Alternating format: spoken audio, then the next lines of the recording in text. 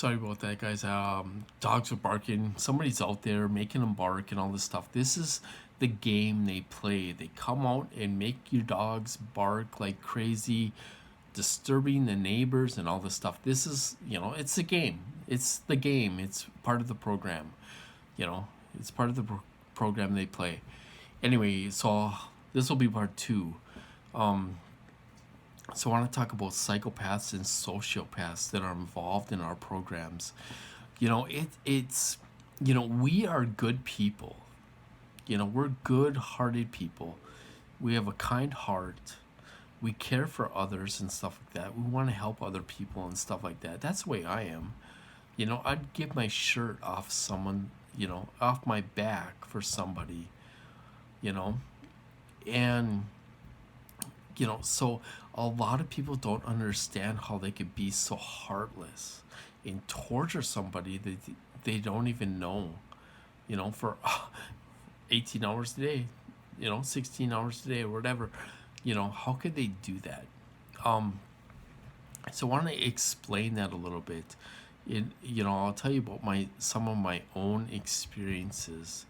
So I was in the fake psych ward. Why would they do that? Because they have to control conversations.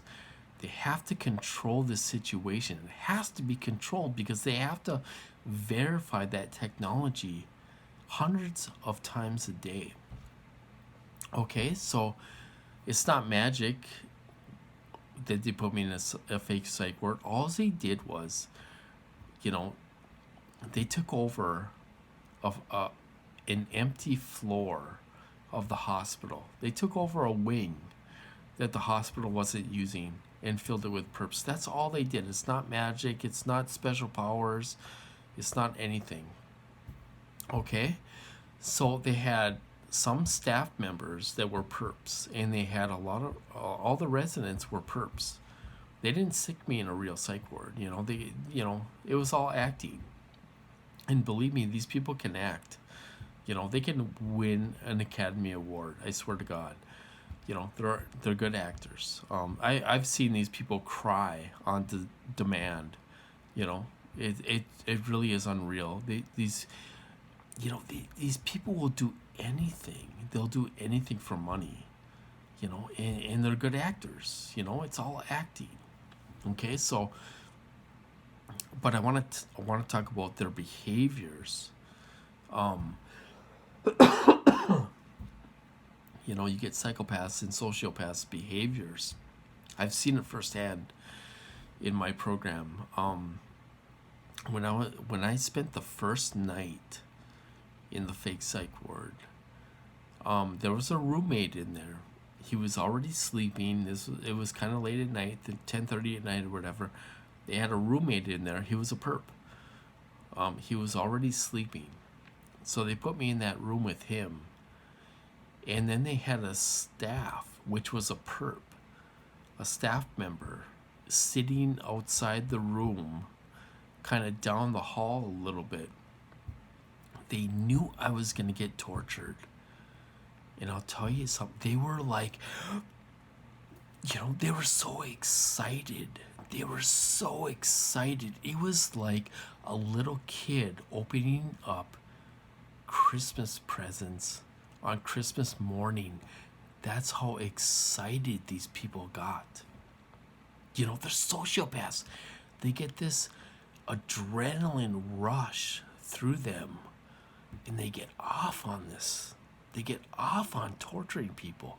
They get off on, they're so evil. They get off on doing bad things to people. These people totally get off on it. And some of these sick bastards get sexually aroused by torturing you. It doesn't matter if it's a guy or a girl or who it is. They get sexually aroused on torture. Doesn't matter if you're a guy. It doesn't matter if you're a girl, if you're an old lady. It doesn't matter. It feeds their addiction. These people are addicted to this. They're addicted to this.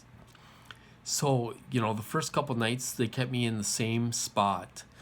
And then the third night, they sent me to a different spot where they had to take over another hallway, another wing, and they put me in another wing. They took that over. And they had all perps. There were some real staff there and there were some fake staff there, but all the residents were perps. They were perps, And so it was all controlled. It has to be controlled. It has to be that way in order for these guys to validate that technology all the time. Has to be controlled. Has to be. Conversations, everything. Everything had to be controlled, for my program to work. So the fake staff members that were torturing me, I was being tortured. It was unreal. The room they put me into was a torture chamber. They had the air conditioning blowing so cold in that room. It was, I was shivering. They did the chemicals. I was getting chemicals. It's not magic or anything like that. All they did was feed the tube from a different room into my room, and they were doing chemicals. It's not magic. It's not special powers. It's not anything like that. That's all they were doing. Or they were putting chemicals in my room. All kinds of different chemicals to induce certain behaviors. But the behaviors of these psychopaths and sociopaths, they were so excited. It was like they were happy. It was like they couldn't contain the excitement. It's like they couldn't contain the excitement. They were like, oh, we get to torture this guy. Oh my God, I'm so happy. And they were full of energy and all this stuff. And they couldn't contain their happiness, I guess you could call it. They were so happy to torture somebody. They totally got off on this stuff. They got so excited to torture me. They were, and some of them were younger guys, maybe in their late 20s, early 30s. And they were so excited. They were doing skits the whole time I was in there, doing skits on how they were going to kill me. They were going to drag me in the back of a truck. They were going to shoot me up with heroin and dump me in an alleyway. They were saying all these things. They were going to cut my neck. But we can't cut his neck because we'd get the carpet dirty. They would say stuff like that all the time.